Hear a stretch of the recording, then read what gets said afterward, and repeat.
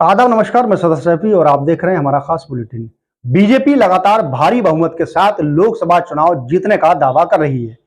प्रधानमंत्री नरेंद्र मोदी ने बीजेपी के लिए 370 व एनडीए गठबंधन के लिए 400 सीटों का टारगेट भी कर रखा है।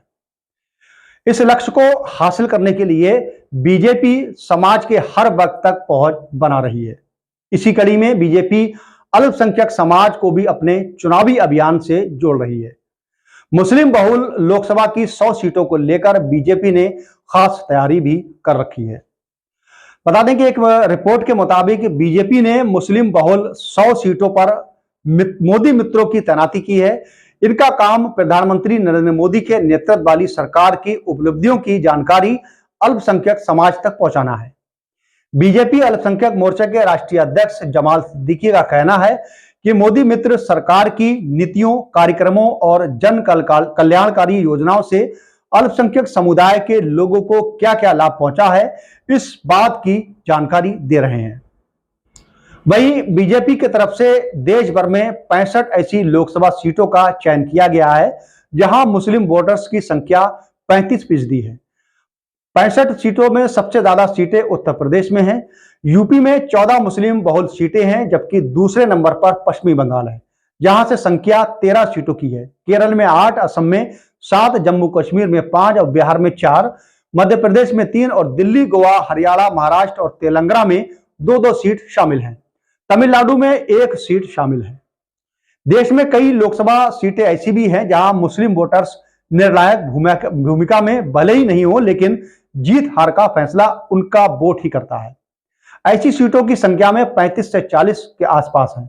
इस तरह बीजेपी ने कुल मिलाकर मुस्लिम बहुल इन 100 सीटों को जीतने के लिए एक खास प्लान बना लिया है।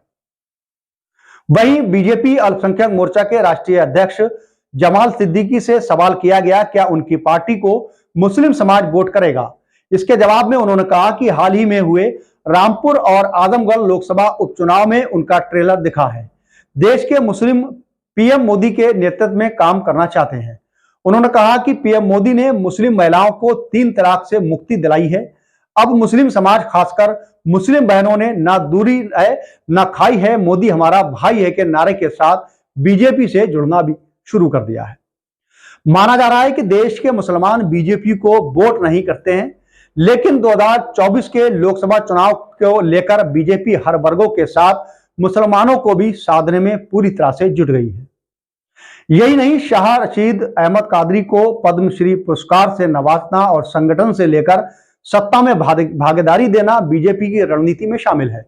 इस बीच उत्तर प्रदेश में पार्टी ने एक नई कवायद शुरू की है, जिसके तहत योगी सरकार ने सूफी संवाद महाअभियान कार्यक्रम करने जा रही है। इससे बीजेपी मुस्लिम समुदाय को रिझाने के लिए कार्यक्रम आयोजित करेंगे। वहीं आगामी लोकसभा चुनाव से पहले भगवा पार्टी ने यह नई रणनीति बनाई है, जिस पर जोर शोर से काम किया जा रहा है। इस कार्यक्रम के अंतर्गत बीजेपी के मुस्लिम नेता विभिन्न दरगाहों पर जाकर कव्वाली सुनेंगे। वहीं कव्वाली के माध्यम से पार्टी नेता पीएम मोदी की नीतियों का प्रचार प्रसार भी करेंगे। इसके अलावा बीजेपी अल्पसंख्यक मोर्चा पूरे देश में सूफी संवाद महाअभियान चलाएगा। इस अभियान के तहत लोगों को समझाया जाएगा कि बीजेपी सरकार की सारी योजनाओं का लाभ बिना भेदभाव के मुसलमानों को भी पूरी तरह से मिल रहा है। वहीं एक रिपोर्ट्स के अनुसार उत्तर प्रदेश के निकाय चुनावों के बाद सूफी संवाद महाअभियान कार्यक्रम प्रदेश के सभी बड़े शहरों की दरगाहों में किया जाएगा। इसी के तहत बीजेपी ने यूपी के अल्पसंख्यक मोर्चे के सभी पदाधिकारियों ने सूफी दरगाहों और उनके खादमों की लिस्ट मांगी है। अभियान के दौरान कव्वाली के दौरान बीजेपी के कई राज्य और केंद्रीय मंत्री भी इसमें शामिल होने की पूरी संभावना बताई जा रही है।